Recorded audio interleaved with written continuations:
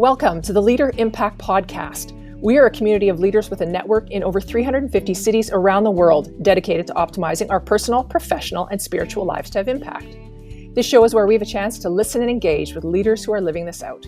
We love talking with leaders, so if you have any questions, comments, or suggestions to make this show even better, please let us know. The best way to stay connected in Canada is through our newsletter at leaderimpact.ca or on social at LeaderImpact. And if you're listening from outside of Canada, check out our website at leaderimpact.com. I'm your host, Lisa Peters, and our guest today is Greg Richmond. Greg is the vice president of Value Advisory Services for KetaQ, an Atlanta-based supply chain software provider. Greg has been involved with Leader Impact since 2015 when he participated in a global exchange to Ecuador. He is a Leader Impact Group leader in Atlanta and part of the Leader Impact Atlanta leadership team. Greg is a graduate of Baylor University and a native Texan, but he has lived happily in the Atlanta area since 2001. Greg is married, has 4 children, 4 grandchildren living in Georgia and Florida. Greg loves to play golf, but doesn't get as much as he wants. Instead, he's picked up Pilates and plays pickleball, both with Monica. Welcome to the show, Greg. Thank you very much. So I need to change that bio. I don't play pickleball as much anymore. Oh, does Got Monica, hurt. if our guests remember, we interviewed Monica a few weeks ago. Does Monica still play? She doesn't play either. Both of us are thinking that might not be a good idea. Have you went over on an ankle? Is it getting too aggressive? Yep, it's just a little bit too aggressive. Yeah. Mm-hmm. Yeah. So my husband and I have just bought like the titanium, like we're getting into it. So all right. Think of it. Yeah. Once I sprain an ankle, we'll be done. But thanks for joining us. It was wonderful to meet your wife, Monica, a few weeks ago. So we're excited to have you. Thanks for joining us. Thank you. So we always start our podcast looking for a little bit more of info about you and really the journey of how you got to where you are from where you are today, or to where you are today. But really that pivotal moment or moments that you have that got you where you are. If you could share one. Well, appreciate it. So I grew up in Texas and somewhat of a blue collar family, and my family did me the good fortune of sending me off to college, where I decided to study accounting, and I did that and became a CPA. So I had a big transition in my life, family wise, from somewhat of a blue collar to a white collar type of profession. And so I started out being an auditor and a controller, but I discovered that what I enjoyed most was being with people. So kind of more out in front than, handling the bookkeeping. So I started, selling and moving towards computers and selling accounting systems. So that's kind of one big turning point. But then there was a guy in my life that was a good friend of mine, and I kind of kept following him around, one job after another. And so I followed him to one, and then the next, and then the next. And that second one I got into was in the field that I'm in today, which is Value Advisory Services. I help people understand the value of buying enterprise software and what a business case would be like for using that software in their business. Okay. And this man that you have followed, where is this person in your life now? Well, he's still in my life. I meet with him regularly, every week at least, several times a month. He's a good personal friend. Yeah. You mentioned the going from blue collar, being raised blue collar, to white collar. Yeah. Tell me a little bit about what that was like. I mean, is it hard to let go? Is it hard to join in? That transition? Well, I think my parents were always just very encouraging. My mom mostly was a stay-at-home mom, but off and on, she would do various jobs. One of her biggest one was working in a school district. But my dad is construction entrepreneur, getting out in the field, making things happen. Neither one of them had a college education. And when I was a senior in high school, we were working for an HVAC company, putting in air conditioning vents for apartment complexes. And we were at the company. And I said, Dad, what do you think? What do you think maybe I should do for a career? And he said, well, I think you'd be a good tax attorney. And I went, okay. So, I went from being out driving around a pickup, installing air conditioning vents in apartments to going to school, to have a licensed degree, Yeah. which was really cool. Yeah. I think it's nice when the parents are, you can be who you want to be. I think you should be a Mm. tax attorney, Yeah, but be who tax you want, attorney. right? Yeah, Don't stay here driving truck or what, just yeah, get out there and be who you need to be, who yeah. God wants you to be. We talk a lot about principles of success, and I'm wondering if you have one, and if you have an example of or what illustrates that, your best principle. Yeah, this might not be surprising, but I think one of the biggest things that I pay attention to is focusing on ROI. And you may be familiar with it, some may not, but ROI stands for return on investment. So, I apply that to every aspect of my life, professional, personal, and spiritual. You mentioned in my opening that I'm married and have 4 kids. I also have 4 grandkids, and I've got 3 spouses that go along with the kids, and I have another grandkid on the way. So that's 13 people in my immediate circle, and building into the lives of 13 people requires a significant amount of time. So how I Mm. spend my time will determine what type of ROI I'm going to get in my life and in the lives of those 13 very unique people.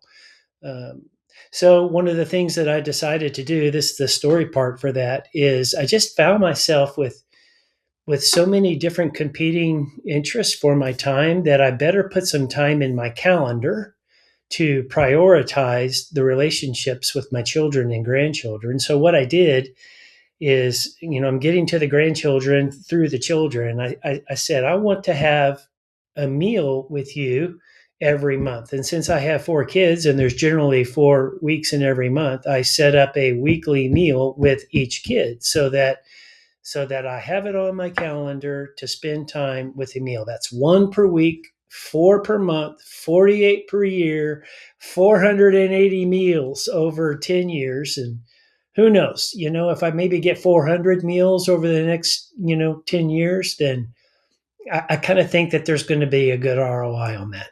Yeah. Okay, I've had some great principles of success, but that one has just hit me. And as we're in the new year, and you think of goals, and I have friends who goal setting, and ROI is such a business term to me, and Yeah. it's like I just didn't put it to my what's the return of investment on my children, my family? Like, what am I doing? How am I investing? Oh, good Yeah. one. Yeah. Well, Yeah, thank you. thank you for sharing that. Um, Well, we all know, we learn more from our failures and mistakes than our own successes. And I'm wondering if you're willing to share a failure, or a mistake, and what you learned from it. No, I don't really want to. I really don't want to do that. But since you asked and you've been kind enough to give me a microphone for a minute, I guess I'll go ahead and tell one. Um, One of my job moves was bigger than I was ready to handle, quite honestly. This work that I do, um, I had been doing for at least a decade, 10 years or so. And the man that I was working for, the VP of sales, moved on to another company, and he wanted to build that same type of practice into the software company that he moved to. So he reached out to me and said, Greg, I'd love for you to join me. And if you come over here, help me figure this out, get it in place at this company, then you can also do these couple of other things for me. So he hired me to do not only my core skill, but also to branch out and do some other things as well. And I loved it. I love the idea. It was a great opportunity for me to grow a little bit more, advance up the company ladder. But what happened is that what was easy for me and what I was hired for became secondary. And it was harder for me to do the other things that he asked me to do or put on my plate. And what ended up happening is that I didn't do good at any of them. And the worst thing that could have happened is that the thing that he hired me for, I didn't focus on it enough. I didn't get it up and going and productive for the company like it needed. I remember I was sitting on this was a public company. It was small, but a public company. And I was sitting on a quarterly earnings call, and one of the analysts asked the CEO, you told us about adding this new value advisory services program into your business, and we're wondering what kind of positive impact you're seeing from that. And the CEO said, without blinking, without thinking about it, no, not much. And that was like a huge gulp. It was like, oh my gosh, I just, what I do for this company just raised to, Wall Street and the world listening to this company and, how it's performing. And I'm the guy that was responsible for making sure that the answer to that question was positive. And I failed, bottom line, I failed from that. So, the big picture for me and what I learned the most from that is to keep the main thing the main thing. And in that situation, I should have been keeping my eye on the main thing and not getting distracted by something else just because I thought it would be good for my career. It almost, ended my career there, to be quite honest. So, yeah. I don't think you're alone in that. I think people, many times we take on too much and then we're good at nothing. Like, I think that's a great story. And hard to remember though, right? Because we all want to do more and then we don't do enough and we forgot what we came in for. Gosh. Life can throw a rope around us and pull us into things that we really shouldn't be doing. That happens all the time. It's not going to be hard for me to remember that earnings call and the fact that, I was kind of, outed, on the spot without using my name. So that has been a huge reminder for me in my life. Yeah. We have to have those sometimes to remember not to do it again. That's right. That's why they're good. That's why lessons learned are some of the best lessons. Yeah. It's easy to read about or hear about someone else's lessons, but sometimes until they happen to you. That's right. Yeah. That's right. I'm not wishing it on anybody. That's for sure. That's why we're sharing our stories. Yeah. We share it so you can learn. Yeah. Well, you've been involved in LeaderImpact for many years. And as you know, we want to grow personally, professionally, and spiritually for increasing impact. So I'm wondering if you'd be willing to share an example of how the spiritual makes a practical difference in your life as a leader. Yeah. Well, it is honestly, the spiritual is the thing I enjoy talking about the most, the thing I look for opportunities to talk about. It literally underpins my entire life. But I want to pick, I'm going to say that, it means to me that I just try to stay present in every relationship I have, both relationships I have internally, inside the company I work for, and also externally, the prospects that we talk to, the friends that I have, etc. I believe people are eternal, and I believe we can all decide for ourselves whether heaven and hell are real. And so for this reason, I just try to be salt and light in every aspect of my life. If what I have looks tasty and true, it's honest, there's a realness to it, then maybe somebody who doesn't personally know God will want to give it a try and give me an opportunity to talk about my own story with them. Mm-hmm. I think, I wonder if people listening, and like myself, it's difficult because all you're saying is be present, allow them to trust you first, share your story. Maybe they'll ask, because I think sometimes we think, no, we got to go in there and say, and be a little more pushy, but we don't have to be.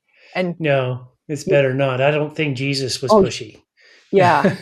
I think Jesus loved people right where they were. And he wanted them to come to him in the easiest way possible for them. Yeah. And that way is completely unique for every person on the planet. So I just seek to be kind and considerate to everybody I meet, quite frankly. And do you have a lot of people ever bring up faith with you? It doesn't happen all the time. I can't Okay. say all the time. Yeah. Absolutely no.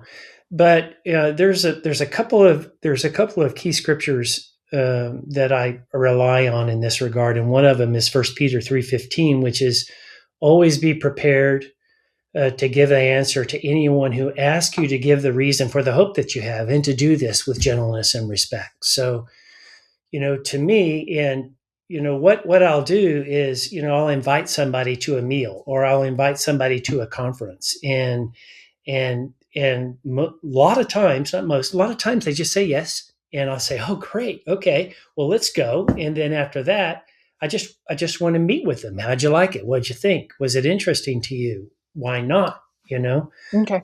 Or why was it? Yeah, Yeah. yeah. Right. Good I try advice. to try to keep the barrier pretty low to have a conversation with me. Good. Oh, I love it.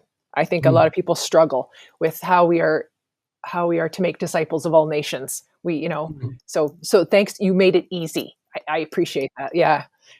Um, I've got two more questions for you, but we're gonna ask you first. What brings you the greatest joy? Well, um, I'm going to say it's my quiet time with God. Um, it's not golf. I love to play golf. Golf is maddening. You can never be a good enough golfer. I love playing golf. I love getting outside. But here's why my time with God brings me the most joy. It's because He knows me better than anybody else knows me. And my wife is my best friend. She is the one who I go to most when I'm struggling, or she comes to me when I'm struggling. It's there's that being in the flesh, and that one anothering thing happens easiest there. But she doesn't know me inside, and when I mess up, I can upset her. And I don't remember a time ever that I feel like that God was upset with me, that I screwed up in a way that He just said, "Well, that's it. We're going to have an argument right here and now, and you're going to, change it." That's never happened. It's always been more of a, okay, let me write to you about this and talk to you about this, and let you speak to me through prayer, and through the journaling process.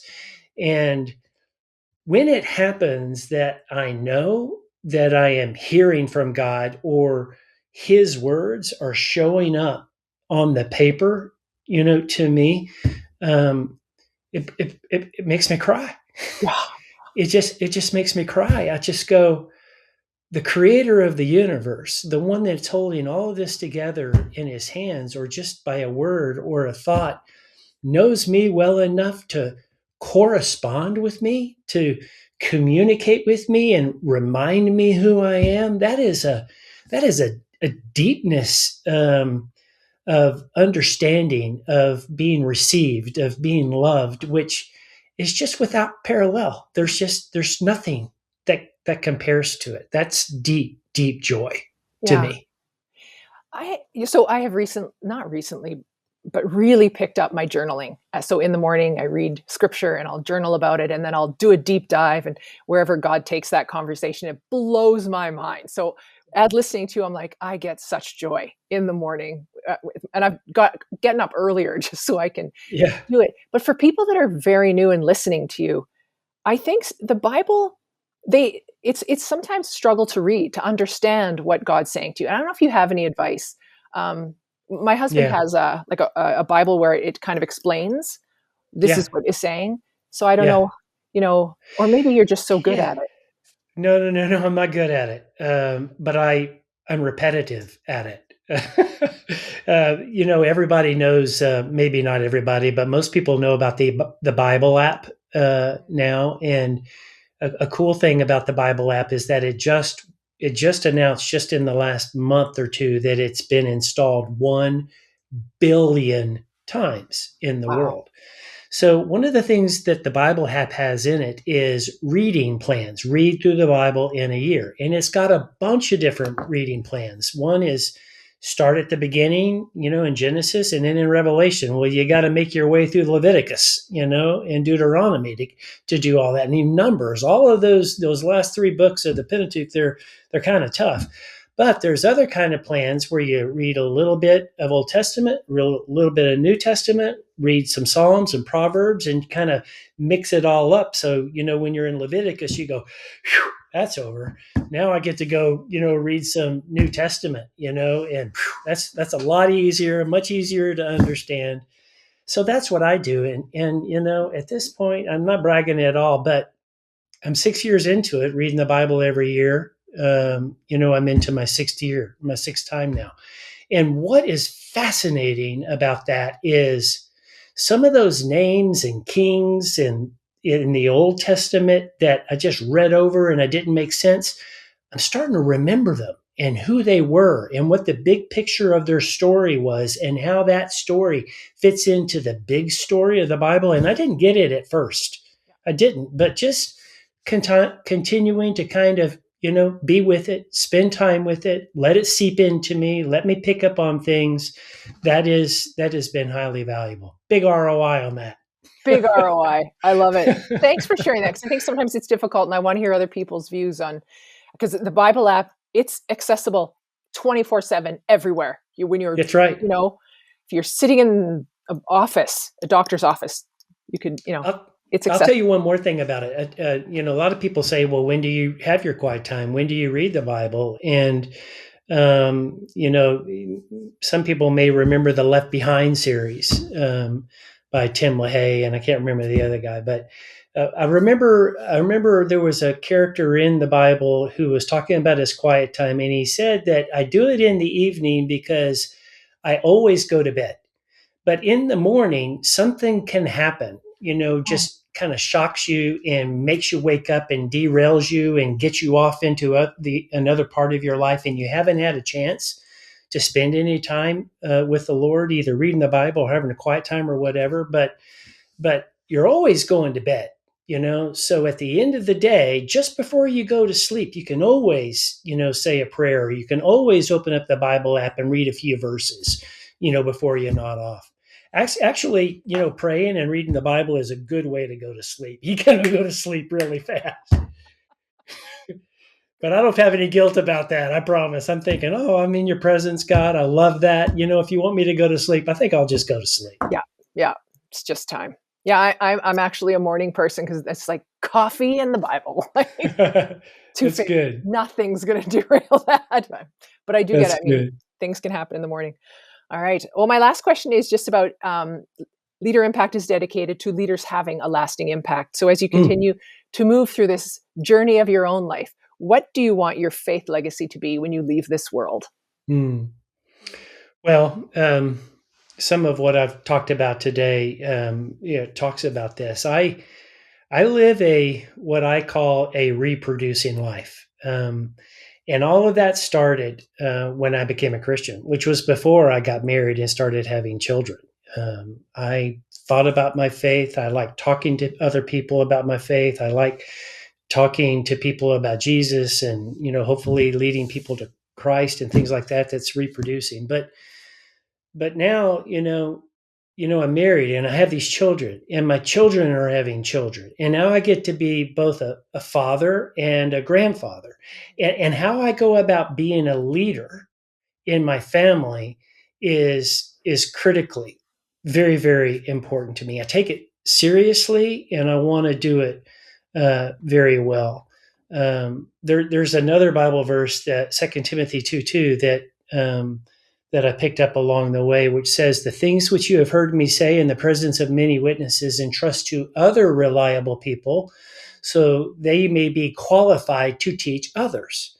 So I reproduce, legacy is not what I do and what's left behind. Legacy to me is what people think about you after you're gone, and what memories do they have for you? How did they build into your life? How did you treat them as special? And recognize the importance of who they are. That's what I want my legacy to be, for people to think about Greg and that he thought I was important and special. Well, it sounds like your 48 dinners, no, 52, no, how many dinners a year that you have with your 480 kids? dinners, 480 dinners in 10 years. Yeah. 10 years. Yeah. Sounds like 10 you are years. getting your ROI right and you're spending time. And it sounds like there is a legacy that you are reproducing. So I hope so. I yeah, hope so.